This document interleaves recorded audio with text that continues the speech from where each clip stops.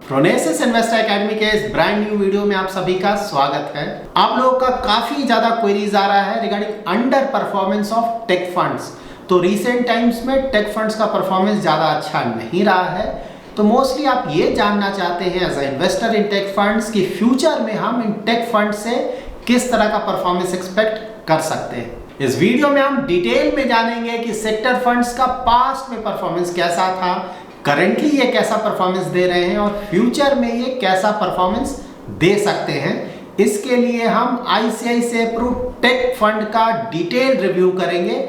उसमें हम इस फंड का पास्ट प्रेजेंट परफॉर्मेंस चेक करेंगे और साथ ही इस फंड का हम market cap allocation, sector allocation and stock portfolio check करेंगे, जिससे हमें एक आइडिया मिल सकेगा कि करेंटली इस फंड का परफॉर्मेंस क्यों नहीं ज़्यादा अच्छा है और फ्यूचर में हम इस तरह के फंड से किस तरह का परफॉर्मेंस एक्सपेक्ट कर सकते हैं।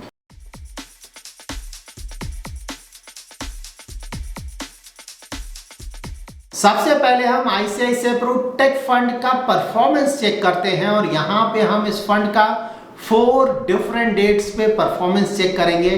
तो सबसे पहले हम इस फंड का परफॉर्मेंस चेक करते हैं एज ऑन 31 दिसंबर 2019। यहाँ पर आप देख सकते हैं 1 year, 3 year and 5 year horizon में ये फंड अपने बेंचमार्क को बीट नहीं कर पा रहा है।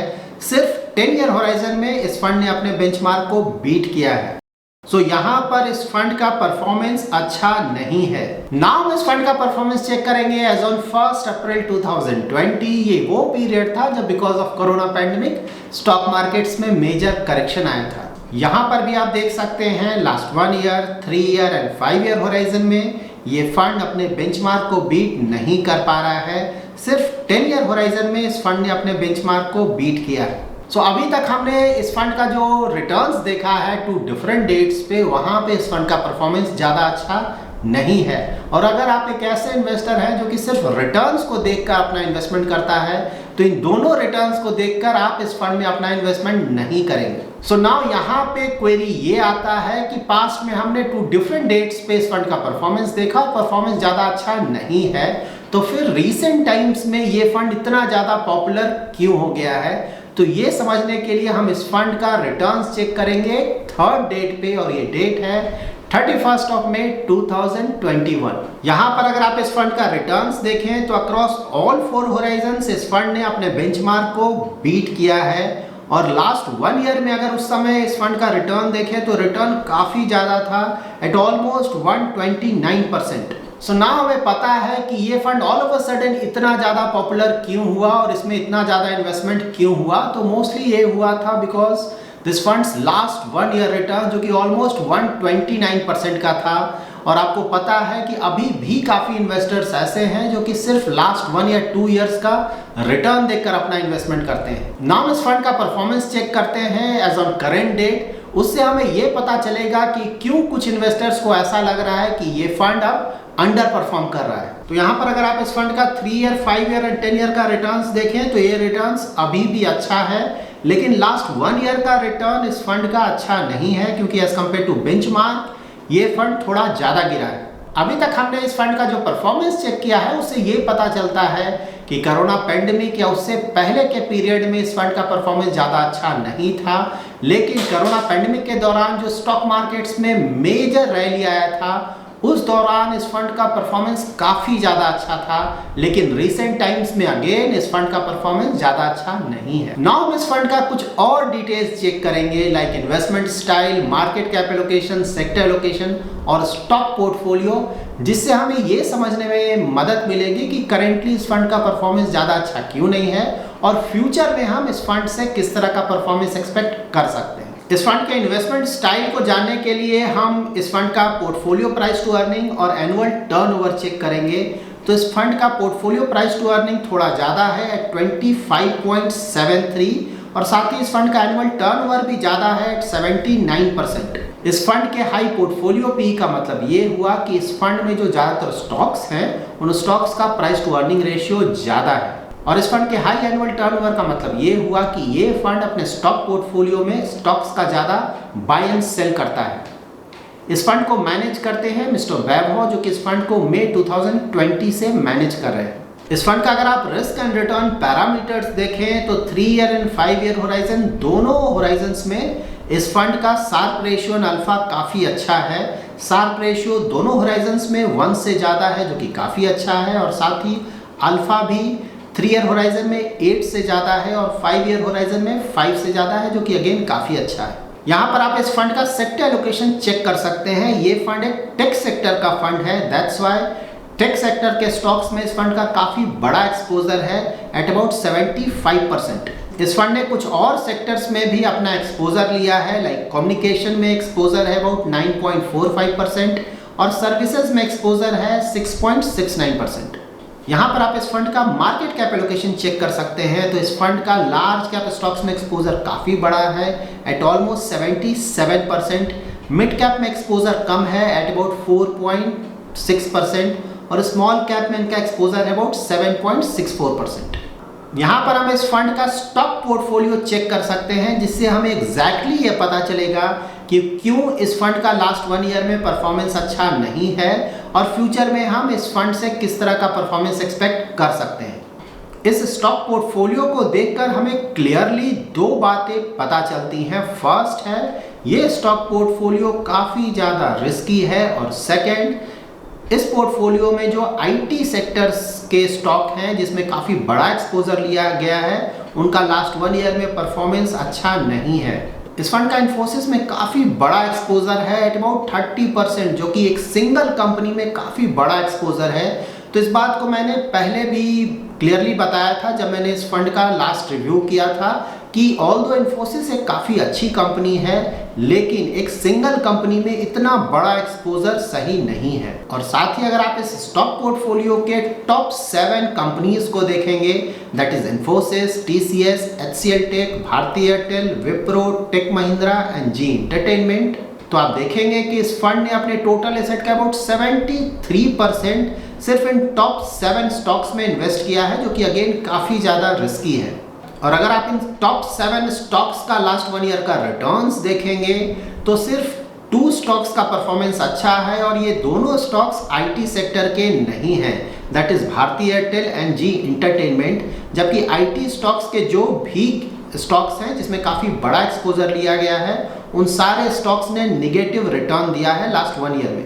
सो नाउ मोस्टली अब आपको ये पता चल गया होगा कि इस फंड का पास्ट में 129% का रिटर्न्स कैसे आया था और रिसेंट टाइम्स में ये फंड क्यों अच्छा नहीं कर रहा है। ये फंड आईटी सेक्टर का फंड है, और करेंटली भी अगर आप आईटी स्टॉक्स में इस फंड का एक्सपोजर देखें तो वो अबाउट 75% है। तो जब भी आईटी सेक्टर के स्टॉक्स का परफॉर्मेंस अच्छा रहेगा तो ये फंड भी अच्छा करेगा, और आईटी सेक्टर के स्टॉक्स का परफॉर्मेंस अच्छा नहीं रहेगा तो ये फंड भी ज़्यादा अच्छा नहीं करेगा। सो आईटी सेक्टर के ये जो फंड्स हैं उनका परफॉर्मेंस पूरी तरह से आईटी सेक्टर के जो टॉप स्टॉक्स हैं उनके परफॉर्मेंस पे डिपेंड करता है। रिसेंट टाइम्स में अगर आप आईटी सेक्टर के स्टॉक्स का रिटर्न्स देखें तो वो ज़्यादा अच्छा नहीं आया है। इसका रीज़न ये रहा है कि आईटी सेक्टर की जो कंपनीज हैं उनका परफॉर्मेंस भी ज़्यादा अच्छा नहीं रहा। सो ओवरऑल आईटी सेक्टर के जो स्टॉक्स हैं उन स्टॉक्स के अंडर परफॉर्मेंस का 2 मेन रीजंस रहा है। फर्स्ट ऑफ कोर्स रहा है ये आईटी सेक्टर के जो स्टॉक्स थे वो कोरोना पैंडेमिक जो इसमें ह्यूज रैली आया था इन स्टॉक्स में, उसके कारण ये ऑलमोस्ट सारे स्टॉक्स काफ़ी ज़्यादा ओवर वैल्यूड हो गए थे। इनफैक्ट ये जो मिड कैप के आईटी स्टॉक्स थे वो लार्ज कैप के स्टॉक्स से भी काफ़ी ज़्यादा ओवर वैल्यूड हो गए थे। और सेकंड रीज़न रहा है कि अगर आप इन आईटी सेक्टर के sales that is revenue figures को देखें तो वो काफ़ी अच्छा रहा है मोस्टली, लेकिन इनका प्रॉफिट मार्जिन हिट हुआ है, और इस प्रॉफिट मार्जिन के हिट होने का सबसे बड़ा रीज़न रहा है इनका जो सैलरी कॉस्ट है वो काफ़ी हद तक ऊपर गया है।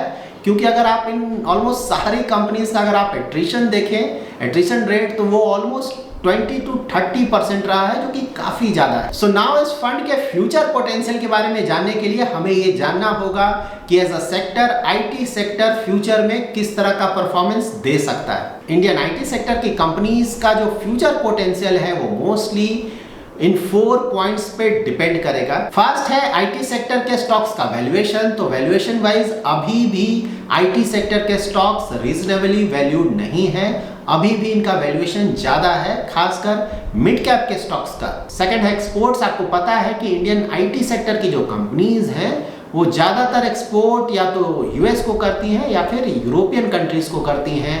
तो अगर आप यूएस में ग्रोथ पोटेंशियल देखें तो because of this very high inflation उनका इंटरेस्ट रेट भी काफ़ी तेज़ी से बढ़ाया जा रहा है, जिसके कारण नेक्स्ट ईयर जो उनका ग्रोथ है वो काफ़ी हद तक कम हो जाएगा और हो सकता है कि शायद वो माइल्ड रिसेशन में भी जा सकते हैं। और अगर आप यूरोपियन कंट्रीज को देखें तो उनका भी परफॉर्मेंस ज़्यादा अच्छा नहीं रहेगा। So overall at least in near term ऐसा लगता है कि यूएस और यूरोप इन दोनों मार्केट से इंडियन आईटी सर्विसेज का डिमांड थोड़ा कम होगा। थर्ड पॉइंट है एट्रिशन, और एट्रिशन रिसेंट टाइम्स में इतना ज़्यादा रहा है इंडियन आईटी कंपनीज में कि ज़्यादातर आईटी कंपनीज के अगर आप स्टाफ को देखें तो उसमें ज़्यादातर आपको नए लोग मिलेंगे। ऑलमोस्ट 30 to 40% ज़्यादातर आईटी कंपनीज के जो स्टाफ है वो न्यू स्टाफ है। और फोर्थ पॉइंट है रुपी डिप्रिसिएशन। इन आईटी कंपनीज का जो अर्निंग्स होता है वो डॉलर्स में होता है मोस्टली।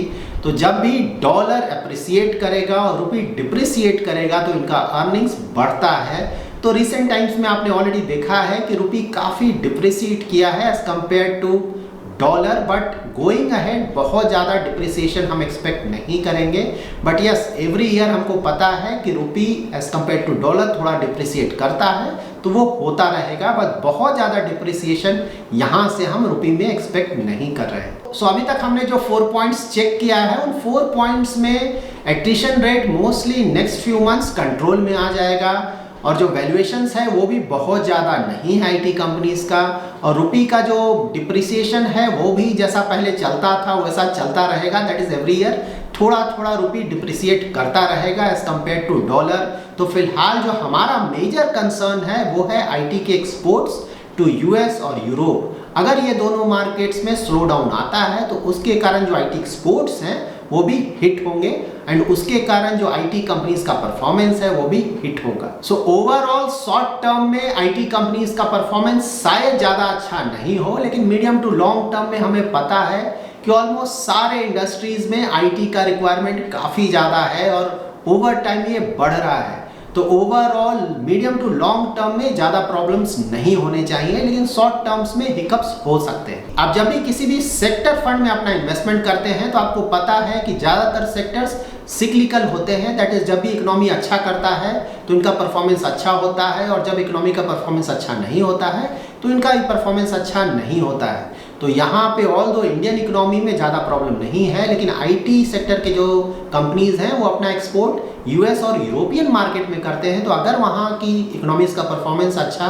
नहीं रहता है तो इन कंपनीज का भी परफॉर्मेंस ज़्यादा अच्छा नहीं रहेगा। अगर आपको स्टॉक मार्केट्स का अच्छा आइडिया है तो आपको पता होगा कि ज़्यादातर सेक्टर फंड्स का जो परफॉर्मेंस होता है वो कुछ समय काफ़ी अच्छा रहता है लेकिन कुछ समय काफ़ी खराब रहता है। तो एज ए इन्वेस्टर आपको इन सेक्टर फंड्स में शॉर्ट टर्म में इन्वेस्टमेंट करना होता है अगर आपको सेक्टर के बारे में काफ़ी अच्छी जानकारी है। अगर आप एक ऐसे इन्वेस्टर हैं जिसे स्टॉक मार्केट्स का ज़्यादा अच्छा आइडिया नहीं है या फिर उस सेक्टर का ज़्यादा अच्छा आइडिया नहीं है जिसमें आप अपना इन्वेस्टमेंट करना चाहते हैं, तो मोस्टली आपको इन सेक्टर फंड्स में अपना इन्वेस्टमेंट बिल्कुल भी नहीं करना चाहिए। लेकिन इसके बाद भी अगर आप इन सेक्टर फंड्स में अपना इन्वेस्टमेंट करना चाहते हैं तो आप अपना investment horizon very long term का रखें, लाइक 10 ईयर्स या उससे ज़्यादा, ताकि इन सेक्टर फंड्स में जो अप या डाउन चलते हैं तो mostly because of very long term horizon इसमें आप जो भी अपवर्ड मूवमेंट्स आएंगे उस अपवर्ड मूवमेंट्स को आप कैच कर सकें, ओवरऑल जो आपका एवरेज रिटर्न्स हो वो अच्छा हो। So that's it in this video. अगर आपको ये वीडियो पसंद आया है तो जरूर लाइक एंड शेयर करें, और अगर अभी तक आपने हमारा यूट्यूब चैनल सब्सक्राइब नहीं किया है तो जरूर सब्सक्राइब करें। Thanks lot for watching.